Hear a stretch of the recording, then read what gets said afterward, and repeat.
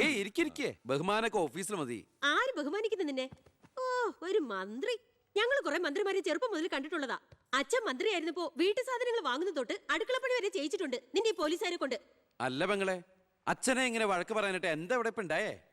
അച്ഛൻ ഇപ്പൊ മന്ത്രിയല്ലെന്നും പറഞ്ഞ് അച്ഛന്റെ മെക്കിട്ട് കയറിയണ്ടല്ലോ. ഒരു മകൻ എന്നല്ലേ ഞാൻ സഹിക്കില്ല കേട്ടോ. ഞാൻ നിന്നോടാ പറഞ്ഞത്. നിന്റെ 5-6 പോലീസുകാരെ ചോദിച്ചപ്പോ നീ പവിയെ അപമാനിച്ചില്ലേ? ഓ, റൂട്ട് അങ്ങോട്ടാണോ? എന്നാ നീ ഒന്നോർത്തോ, തുമ്മിയാ തെറിക്കുന്ന മൂക്ക നിന്റെ ഈ മന്ത്രിക്കുപ്പായം. പക്ഷെ പവിയേട്ടൻ എന്നും കാണും ഈ IPS പദവി.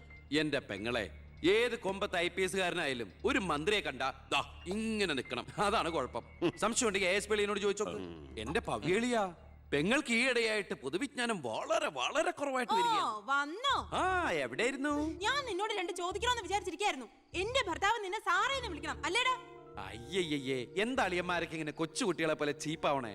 ഇതൊക്കെ വീട്ടിൽ വന്ന ഭാര്യമാരോട് പറഞ്ഞ അതിന്റെ മോശം നിങ്ങൾക്കല്ലേ അളിയന്മാരെ?